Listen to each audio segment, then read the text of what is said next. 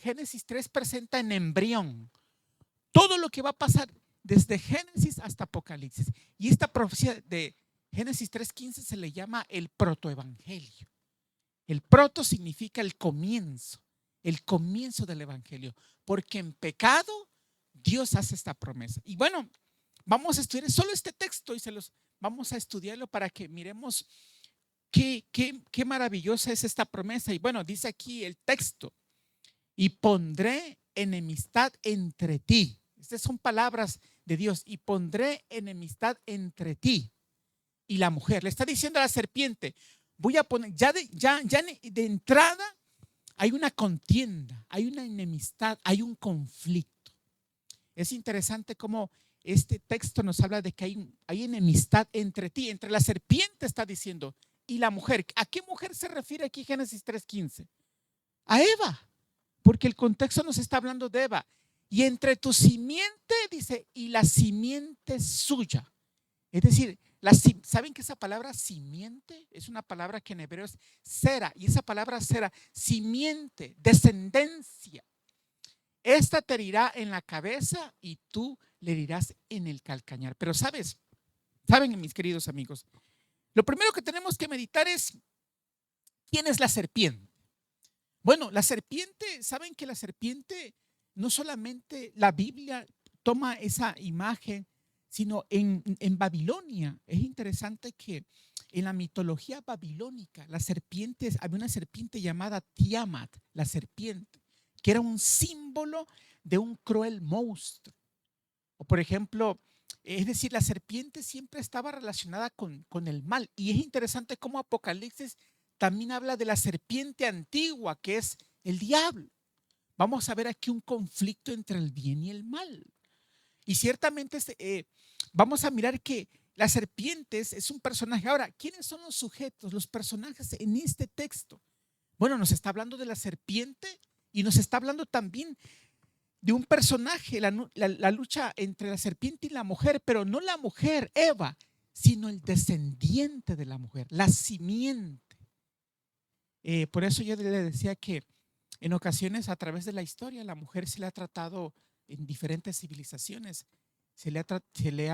por este asunto bíblico que como ella tomó del fruto, se le ha tratado, pero muchas veces la gente toma este texto y lo malinterpreta y a veces condenan a la mujer, pero no, es que a través de la mujer iba a venir el descendiente, la simiente, el Mesías, el Salvador.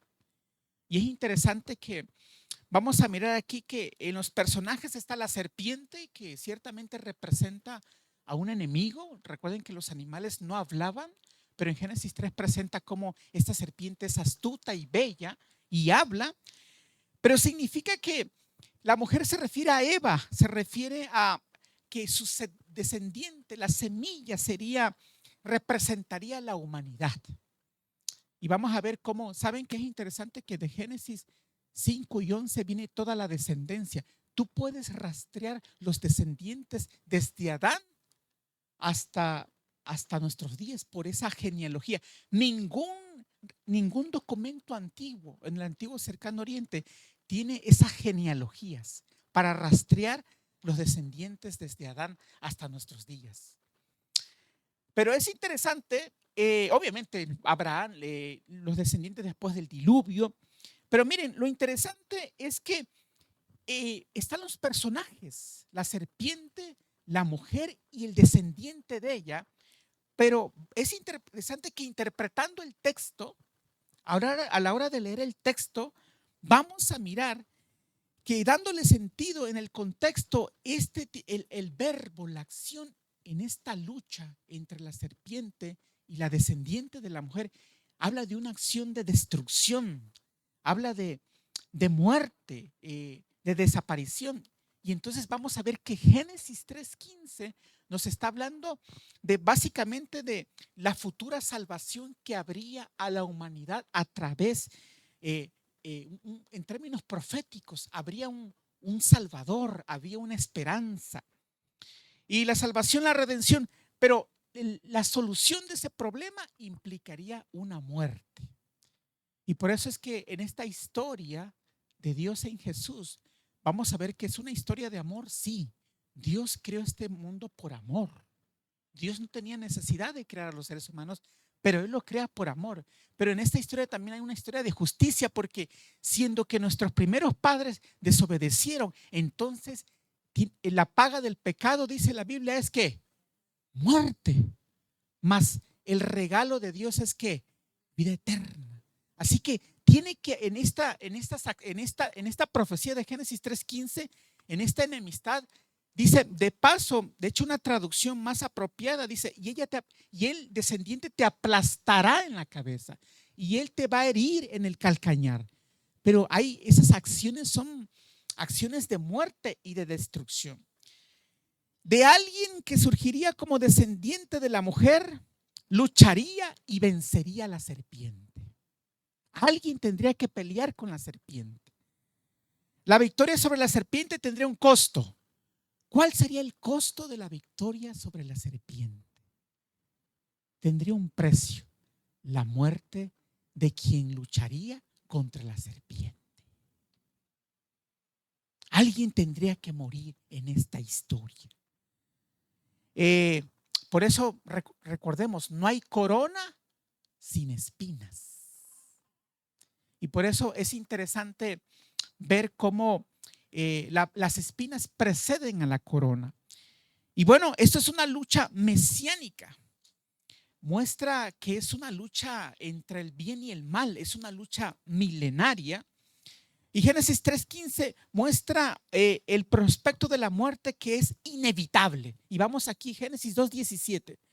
Miren cómo dice el versículo. Es decir, en esta lucha, en esta contienda, en esta enemistad entre la serpiente y la mujer y el descendiente de la mujer, la muerte es inevitable. Y miren que vamos a leer, por favor, capítulo 2, versículo 17. Porque, ¿qué dice el texto? Dice, mas del árbol de la ciencia del bien y qué, del mal no comerás, porque el día que de él comieres, ciertamente que morirás. Pero recuerdan que le dijo a la serpiente, contradiciendo la palabra de Dios: no moriréis. Pero es interesante que esta contienda, esta lucha, implica básicamente, la muerte es inevitable, la tragedia es inevitable. Y de paso, recordemos que la muerte es un intruso. La muerte no tiene razón de ser en este planeta Tierra. Muchos quieren solucionar el problema de la muerte, porque la muerte es lo que nos intriga. De hecho, es una de las preocupaciones de los seres humanos. A los seres humanos nos preocupa la salud, nos preocupa obviamente la comida, el dinero, nos preocupa la vida después de la muerte. Y hay gente que quiere descubrir la fuente de la eterna juventud. Pero es interesante que la muerte es un intruso en este planeta Tierra. Porque recuerden, nadie piensa en morir, ¿verdad? ¿Quién está pensando? Bueno, todos pensamos en trabajar, en estudiar, en tener hijos, en jubilarnos, o si se puede, o en viajar. Pero ¿quién piensa en morir? Porque la muerte es un intruso. No fuimos diseñados para morir. De paso, no sé si han visto que hay personas que se resisten a morir. A mí me ha tocado como pastor en ocasiones, y saben, cuando una persona se resiste a morir, muchas veces, ¿saben por qué se resiste a morir? Porque muchas veces no se siente preparado para morir.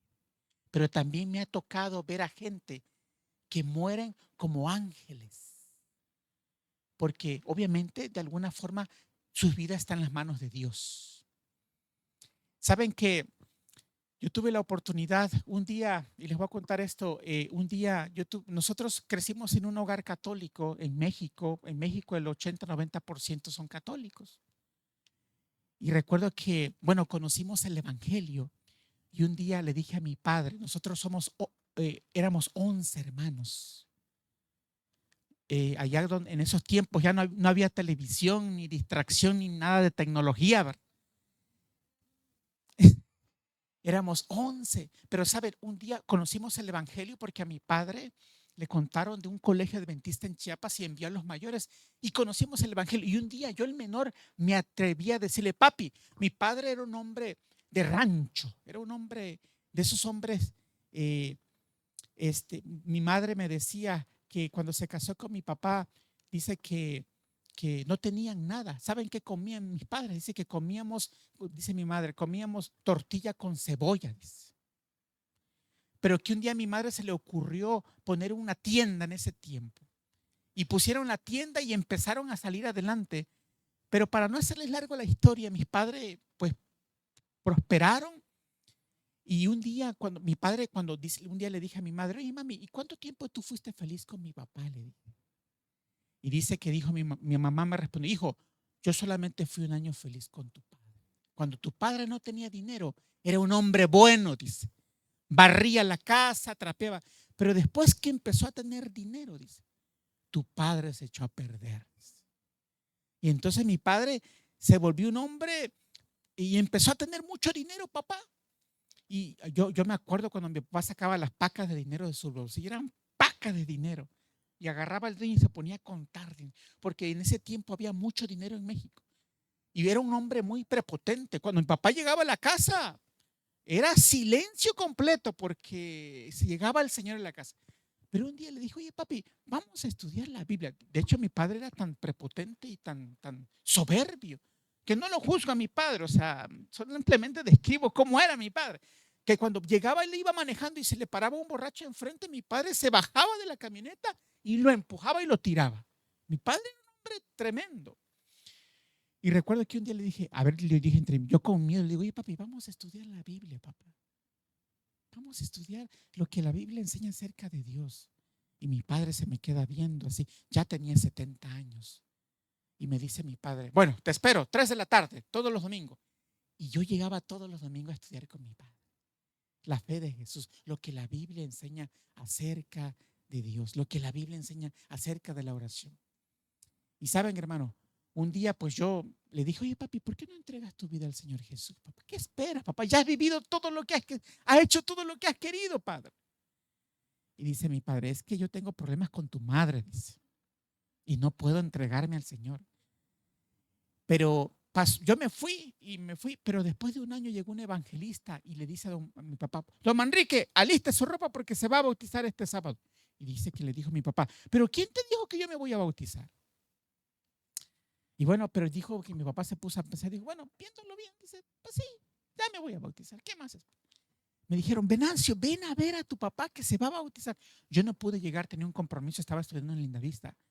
Pero saben, queridos hermanos, después de que mi padre se bautiza, un año después, yo me casé, él fue a mi boda, y un año después, un día que yo iba a una iglesia, me llamaron los ancianos y me dijeron, pastor, regreses a su casa porque su esposa tiene una noticia que decirle. Nosotros estábamos muy felices con papá porque era un hombre fuerte y que haya entregado su vida a Cristo era un gozo para la familia porque mi padre fue un hombre tremendo. Pero recuerdo que cuando llegué a la casa mi esposa me dice, papito, vamos a orar, me dice, tengo que dar una noticia. Y recuerdo que oramos y le digo, ¿qué pasa? Le digo. Y recuerdo que mi esposa me dice, papito ha muerto, dice, papá ha muerto. Y digo, no, mi papá no puede ser posible. Y sí, mi padre murió un año después de que entregó su vida al Señor Jesús. Mi padre murió de una hemorragia interna. Mi padre tenía un marcapaso y empezó a vomitar sangre y se atoró y pum, cayó en el lavabo y se asfixió con su propia sangre. Era un hombre fuerte porque era un hombre de campo y de rancho. Pero bueno, es una historia triste, pero yo alabo el nombre de Dios porque mi padre le dio, imagínense, después de su bautismo, un año más de vida. Pero queridos amigos, la muerte es un intruso y esta profecía mesiánica nos dice que quien pelea tiene que morir. Y bueno, vamos a mirar aquí, es una lucha mesiánica. Y por eso Adán y Eva habían rechazado la oferta de Dios de la vida y prácticamente ahora le habían dado potestad a Satanás y tenía de alguna forma el control de la tierra porque desobedecieron a Dios y le dieron potestad al enemigo en la lucha entre el Mesías y la serpiente. Y miren, vamos a buscar estos textos que nos hablan de esta serpiente que se desarrolla en toda la Biblia, de cómo esta serpiente le aplastaría la cabeza. Vamos a buscar Génesis 3:16. Ya buscamos Génesis 3:15 y le voy a dar unos textos acerca de Eh, Génesis 3:15, Gálatas 3:16, perdón. Vamos a buscar Gálatas 3:16. Y miren cómo en toda la Biblia este concepto de la serpiente, de cómo iba a ser derrotada. Vamos a poner, ok, aquí está Gálatas 3:16, dice aquí el texto. A la mujer dijo: multiplicaré en gran manera los dolores en tus preñeces, con dolor darás a luz los hijos. Y ese es, no, perdón, es Gálatas 3:16, perdón, Gálatas 3:16. Ok, ahora bien, a Abraham fueron hechas las promesas y a su simiente, está hablando de la cera de la simiente, no dice y a las simientes, como si hablase de muchos, sino como de uno, y a tu simiente, la cual es ¿quién? Cristo. Él es la simiente. Vamos a buscar ahora Hebreos 2:14, por favor. Hebreos 2:14 también nos habla de esta simiente, de esta profecía mesiánica de quien tendría que luchar con la serpiente. Y vamos, porque somos hechos participantes de Cristo con tal que retengamos firmes hasta el fin. Hebreos 3:14 es ese. Hebreos 2:14, perdón. Busca Hebreos 2:14. Hebreos 2:14. Es otro texto que nos habla de la simiente, del Mesías, de el quien lucharía con la serpiente y obviamente dice, así que por cuanto los hijos participaron de carne y sangre, él también participó de lo mismo para destruir por medio de la muerte al que tenía el imperio de la muerte, esto es, al diablo. Tenía que aplastarle la cabeza. Apocalipsis 12:11, por favor, Apocalipsis 12:11, también es otro texto.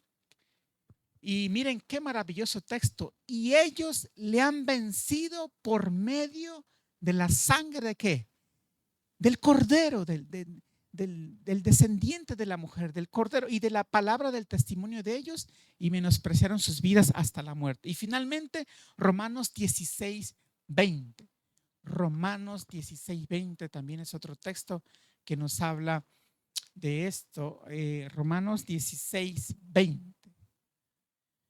Y el Dios de paz aplastará en breve ¿a qué? A Satanás bajo vuestros pies. La gracia de nuestro Señor Jesucristo sea con vosotros. Así que, queridos amigos, ¿qué aprendemos nosotros de Génesis 3:15?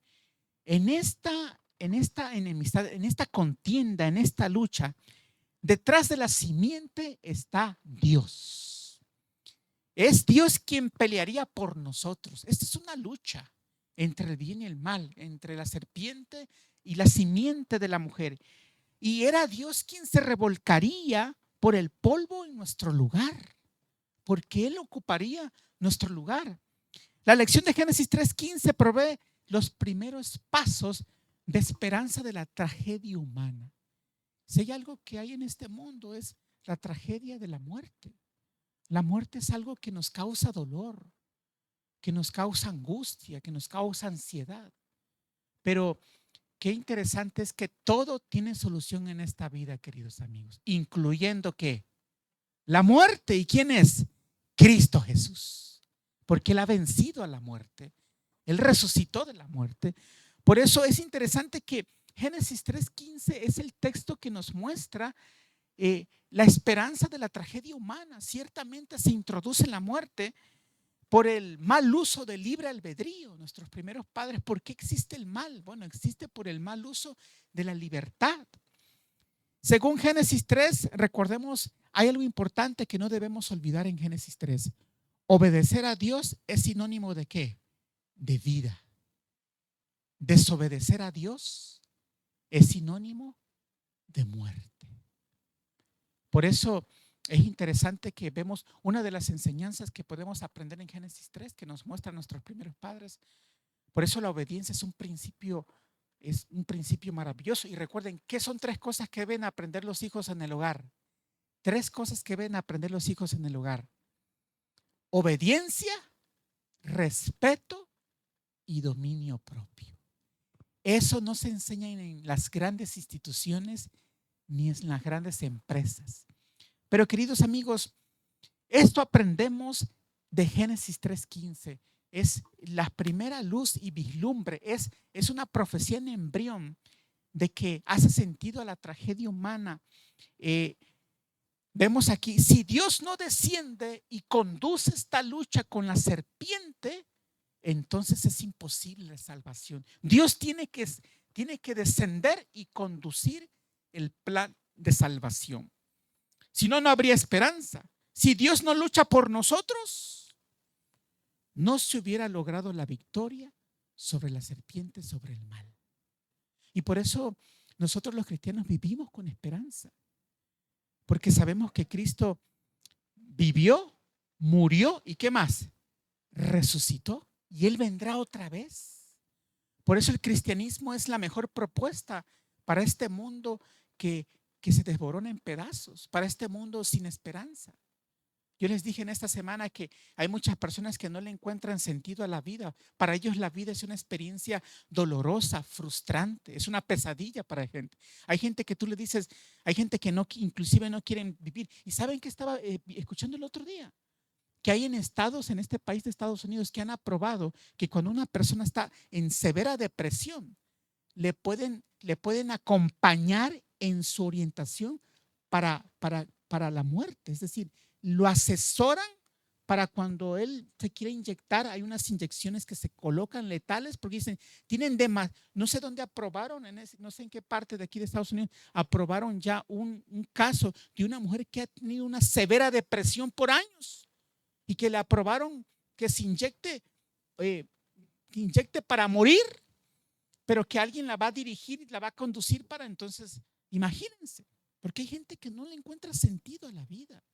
Pero es interesante que la Biblia nos presenta que Dios tuvo que descender a través de Jesús para pelear con la serpiente. Ya obviamente tenía que morir, pero Cristo murió y resucitó. Así que si Dios no lucha por nosotros, si no se hubiese logrado la victoria.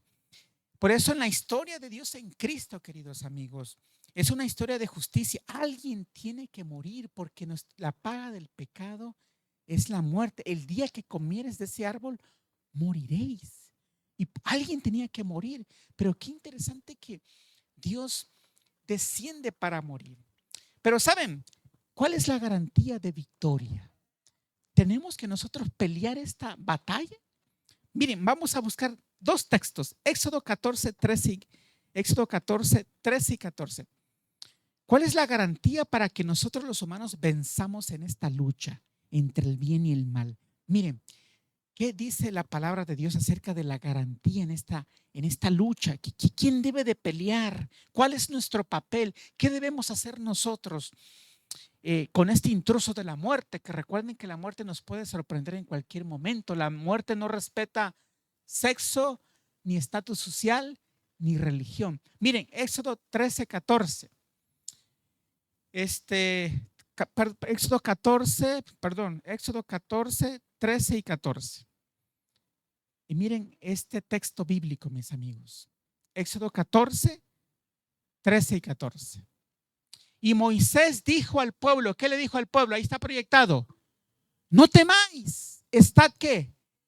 Firmes y ved que la salvación que Jehová hará hoy y con vosotros, porque los egipcios que hoy habéis visto, nunca más para siempre los veréis. Versículo 14. Jehová, ¿qué dice? Peleará ¿por qué? Por vosotros, y vosotros estaréis. ¿Quién es el que pelea, mis amigos y hermanos? Dios es el que pelea, Jehová es el que pelea. Otro texto, Deuteronomio 3:22. Miren, Jehová peleará por vosotros. No es tu capacidad, no es tu fuerza, no es tu inteligencia, porque Deuteronomio 3:22. No los temáis, porque Jehová, ¿qué? Vuestro Dios, Él es el que peleará por vosotros. Recuerden que dice las Escrituras, no tenemos lucha contra carne ni sangre, sino contra huestes ¿qué? Espirituales. Y nosotros no nos podemos poner a las patadas con uno que tiene más poder. Jehová es el que peleará por vosotros. En esta lucha, en esta enemistad, es Dios quien pelea. La salvación, la redención de la humanidad, la solución del problema del pecado, de la muerte, que es lo que nos intriga, de lo que nos perturba, de lo que nos angustia en ocasiones cuando no tenemos la confianza en Dios. Y el mal sería por medio de un sacrificio. Alguien tenía que morir. Para ganar la victoria ante el enemigo, el que peleaba tenía que morir. Y bueno, por eso es interesante que en esta lucha, queridos amigos, en esta lucha, y aquí les voy una historia. Esta historia se llama la historia de la jaula. Dicen que un día llegó un pastor y puso una jaula en el púlpito y que le preguntaron los hermanos, ¿y esa jaula qué es, pastor? Y dice que el pastor les empezó a contar la historia. Yo iba camino a la iglesia cuando de pronto vi un grupo de jóvenes que traían una jaula con unos pájaros y que iban con la paja, trastabillaron, cayeron y que le preguntó el pastor, oiga, ¿y esos pájaros? ¿Qué van a hacer con esos pájaros? Y que le dijeron los muchachos, oh, los atrapamos a los pájaros y nos vamos a divertir con ellos. ¿En serio? ¿Qué van a hacer? El pastor logró ver la maldad de estos jóvenes y le dijeron los muchachos, oh, nos vamos a divertir con los pájaros. Primero les vamos a quemar los pies a los pájaros. Vamos a calentar agua caliente y les vamos a quemar los pies. En serio, el pastor se impresionó del grado de maldad. Y luego, oh, después les vamos a arrancar las plumas a los pájaros. Una por una. Y después, oh, después los vamos a meter en unas tinas de aluminio y les vamos a pegar a las tinas para que perturbar a los pájaros. Y el pastor así como sorprendido y dice, ¿en serio? Y dice que le dijo el pastor a los muchachos, ¿cuánto quieren por esos pájaros? Y dicen que los muchachos se quedaron, ¿usted va a comprar esos pájaros? Son silvestres, no cantan, son feos. Y que el pastor le insiste y le dice, ¿cuánto quiere por esos pájaros? Y que los muchachos se rieron y dijeron, denos $500. Afortunadamente traía el pastor, le dio el dinero y tiraron la jaula y salieron corriendo, agarraron el dinero y se fueron. Y entonces el pastor se acercó a la jaula y tomó un palo y abrió la jaula y los estuvo incitando para que salieran y salieron los pájaros y volaron, fueron liberados. Y bueno, esta es una historia para darnos una ilustración. Dice que un día llegó Satanás ante Dios y le dice, Dios, ¿y de dónde vienes? Le dice, oh, vengo de atrapar a los seres humanos. Les puse un cebo que no podían soportar. Y todos cayeron. Recuerden que Eva fue engañada. Y le dice Jesús, ¿y qué vas a hacer con ellos? Oh, me voy a divertir. Primero, voy a enseñar para que se odien los unos a otros, entre ellos. Y después, después voy a hacer que se inventen armas para que se maten los unos con los otros. Y después, después voy a enseñarles para que se casen y se divorcien y se maltraten entre ellos. Y finalmente, ¿qué vas a hacer con ellos? Los voy a matar a todos. Dice que Jesús le dice, ¿y cuántos quieres por ellos? Y que tú los vas a creer a ellos. Te van a escupir. Te van a bofetear. Te van a matar.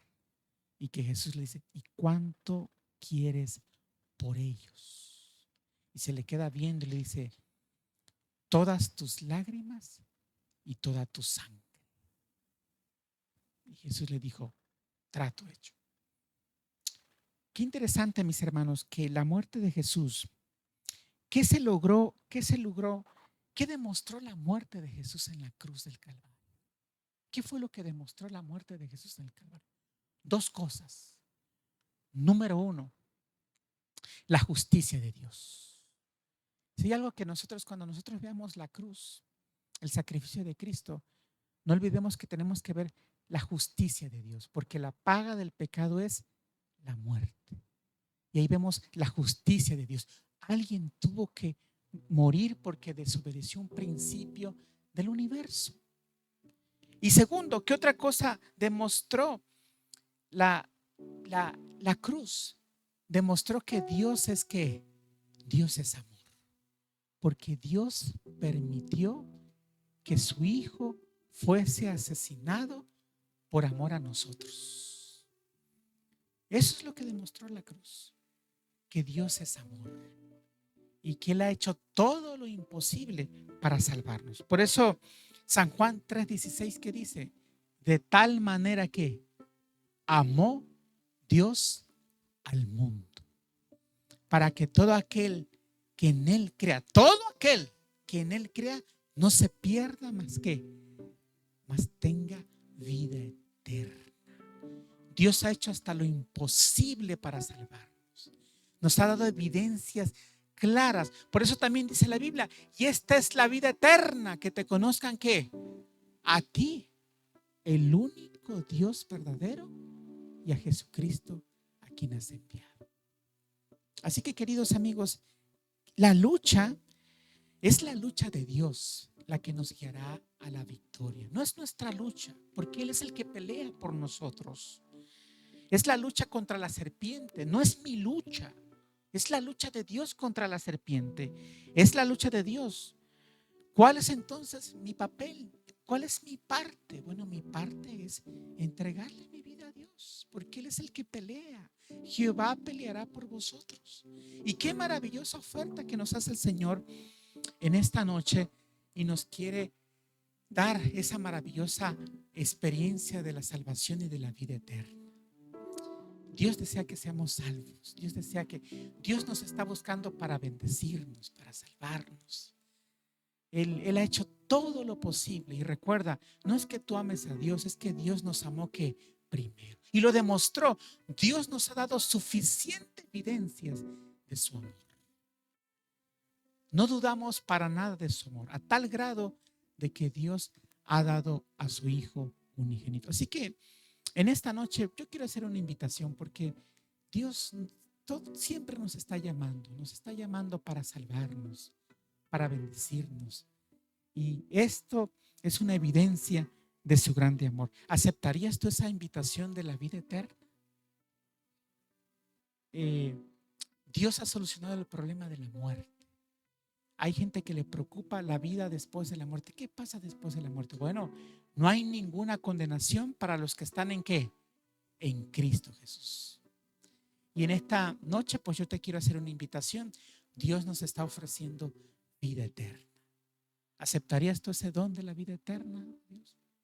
Si ese es su deseo, colócate en pie en esta tarde y vamos a decirle, Señor, gracias porque tú nos das esta maravillosa oferta de la vida eterna, porque tú nos amas. Fue por amor, mis hermanos, pero tenía que cumplirse la justicia, y por eso es que vamos a ver cómo el descendiente le aplastó la cabeza a la serpiente, y ciertamente Jesús fue herido, fue lastimado, fue muerto, pero Él resucitó y venció a la muerte. Así que agradezcamos a Dios por esta maravillosa oportunidad de la vida eterna. Vamos a cantar nuestro canto tema en esta noche. Y recordemos que Dios es la lucha de Dios, no la nuestra, la que nos guiará a la victoria. Pero tenemos que aceptar a Dios en nuestros corazones y permitirle que Dios pelee nuestras batallas. Porque ya lo dijo el apóstol Pablo, mas ya no vivo yo, sino Cristo vive en mí. Es Cristo quien pelea en tu lugar, porque no podemos pelear contra un enemigo que tiene poder, que trata de hacer pedazos nuestras vidas. Vamos a cantar nuestro canto tema, Dios siempre tiene el control.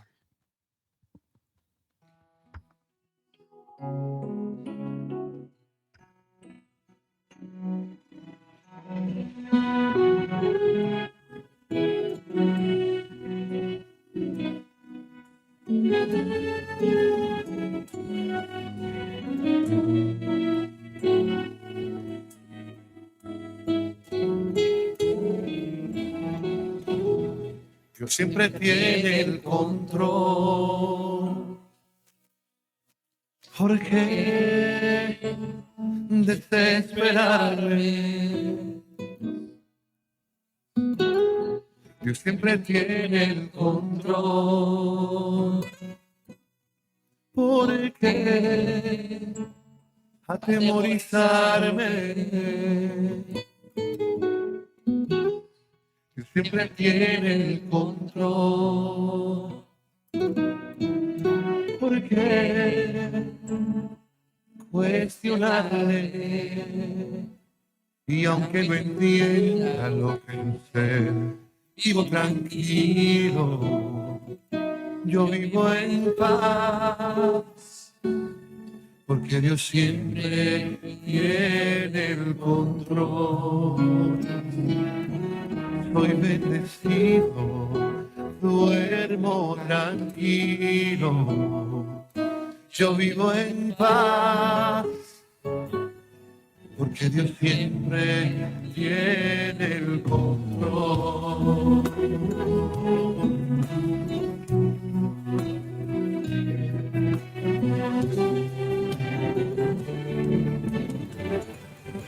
Dios siempre tiene el control. Porque desesperarme. Dios siempre tiene el control. Porque atemorizarme. Dios siempre tiene el control. Porque puedes llorarme. Y aunque no entienda lo que sucede, vivo tranquilo, yo vivo en paz, porque Dios siempre tiene el control. Soy bendecido, duermo tranquilo, yo vivo en paz, porque Dios siempre tiene el control. Dios siempre tiene el control. Porque desesperarme. Dios siempre tiene el control. Porque atemorizarme. Dios siempre tiene el control. Porque cuestionarme. Y aunque no entienda lo que sucede, vivo tranquilo, yo vivo en paz, porque Dios siempre tiene el control. Estoy bendecido, duermo tranquilo, yo vivo en paz, porque Dios siempre tiene el control. Porque Dios siempre tiene el control.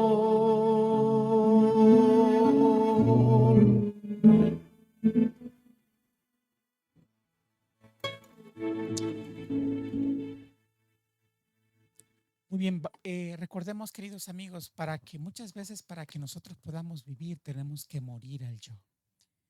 Y Dios nos invita para que podamos tener esa experiencia de que tuvo Pablo, mas ya no vivo yo, sino Cristo vive en mí. Así que si Dios, vamos a orar y vamos a pedirle para que el Señor pueda hacer ese milagro en nuestras vidas y podamos, recuerda, la lucha no es tuya, la lucha es entre Dios y la serpiente, y por eso tenemos que entregar nuestras vidas al Señor. Este sábado, si Dios lo permite, queremos tener una ceremonia bautismal. si Dios no lo permite. Así que si alguien quiere hacer planes de entregar su vida al Señor, dale la oportunidad a Dios que Él tome el control de tu vida y Él pueda pelear tus batallas. Porque muchas veces nosotros peleamos y fracasamos porque no le permitimos a Dios que tome el control de nuestras vidas. Él es quien pelea nuestras batallas. Así que vamos a orar por nuestros amigos, por aquellas personas que saben que necesitan a Dios y que necesitan rendir sus vidas al Señor. Vamos a orar también por Clelia. Cárdenas pide por el matrimonio de su hija.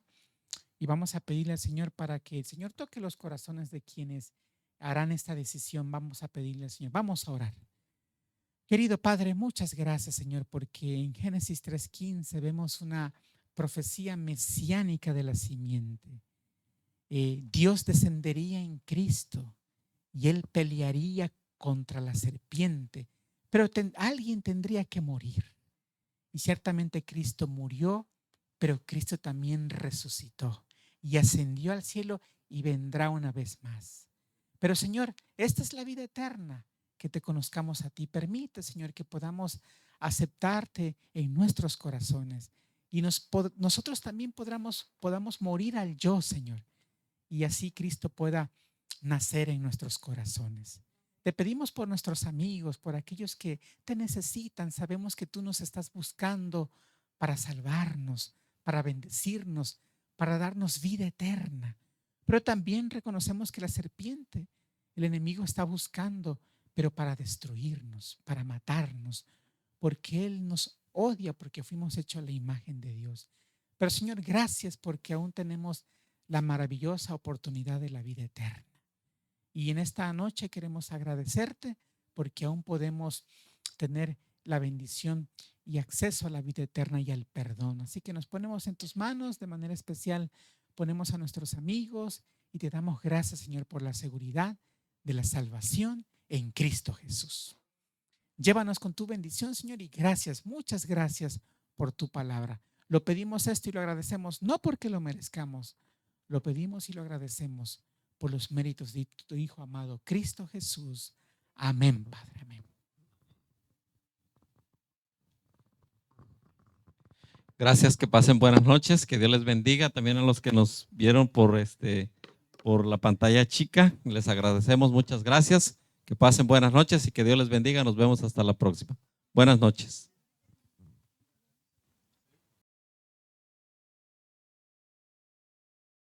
Gracias, Señor.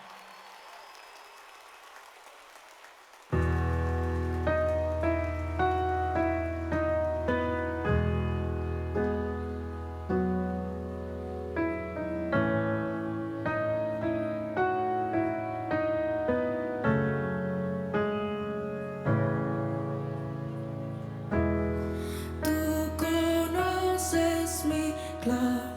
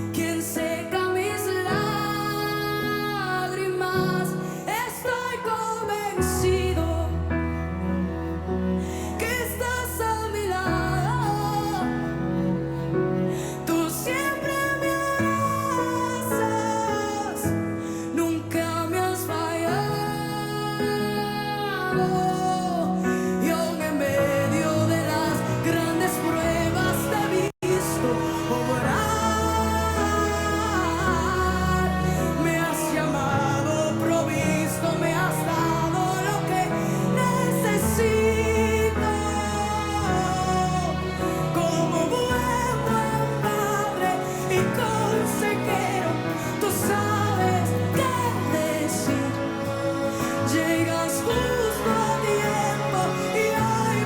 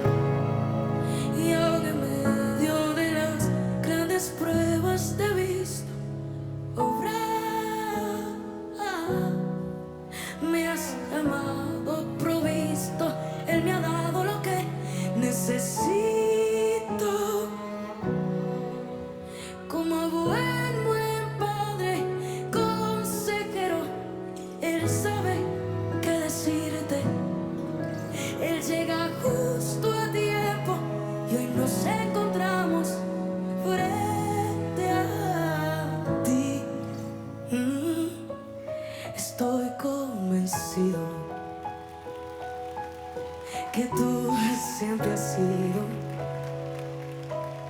la mano que me sostiene, que seca mis lágrimas. Estoy más que convencido que estás a mi lado. Tú siempre vas a, nunca me has fallado.